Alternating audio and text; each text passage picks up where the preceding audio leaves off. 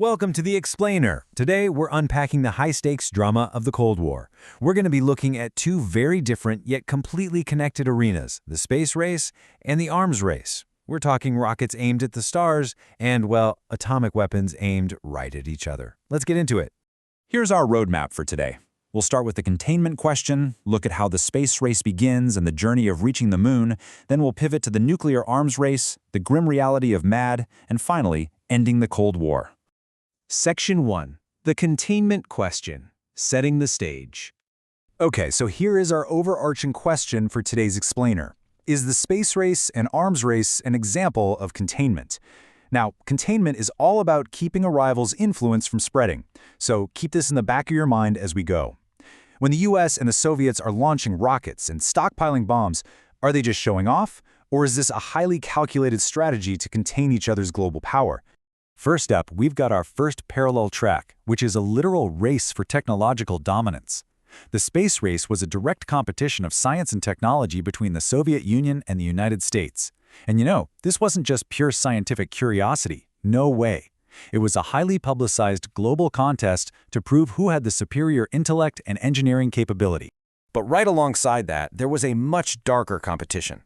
The arms race was a desperate sprint between the USSR and the US to maintain dominant conventional and nuclear stockpiles. It's wild to think about. One track aimed for the stars, while the other literally threatened the Earth. And as we'll see, they fed directly into one another. Section 2. The space race begins, the Soviet lead. Let's start with the awe of scientific exploration, where the Soviet Union actually gets off to a surprisingly massive early lead. The sheer rapid-fire momentum of these early milestones is just staggering. Bam! October 1957, Sputnik shocks the world as the first man-made satellite. Literally a month later, November 1957, Sputnik 2 puts Laika the dog into orbit. And then, by April 1961, Yuri Gagarin completes the first human spaceflight. For the US, this wasn't just a wake-up call, it was a deafening alarm bell. Section 3. Reaching the moon, the comeback. But the momentum shifts. The United States mounts an incredible comeback victory. The turning point really comes in May 1961. The U.S. launches Alan Shepard into space just 1 month after Gagarin's flight. This was an emphatic, undeniable declaration that the United States was actively catching up. The finish line was drawn. The race for the moon was officially on. And the awe-inspiring climax of this race arrives in July 1969. The U.S. Apollo program, powered by the absolutely colossal Saturn V rocket, lands Neil Armstrong and Buzz Aldrin on the moon. Think about the technological leap here, going from a simple, beeping satellite in 1957 to literal footsteps on the lunar surface just 12 years later. It's mind-blowing. This monumental achievement effectively secured the U.S. lead in the space race. Section 4. The nuclear arms race. The escalation. All right, now we need to dramatically shift our tone as we look at the parallel military track.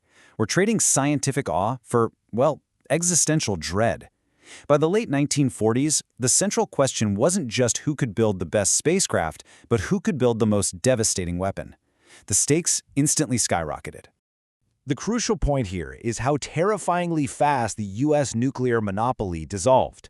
So in 1945, the U.S. developed and used the first atomic bombs, giving them sole possession of this technology.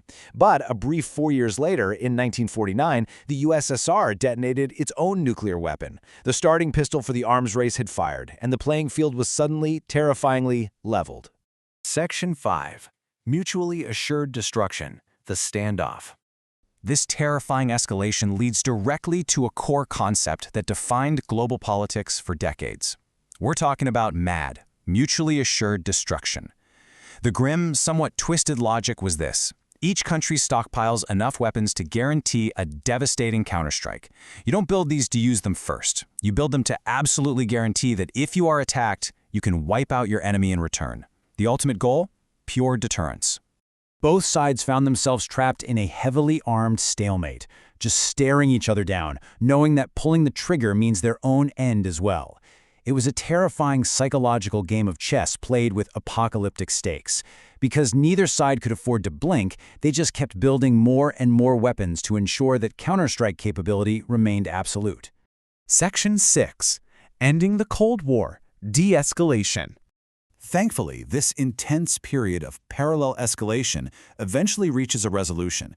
By the 1990s, the globe gets a massive sigh of relief.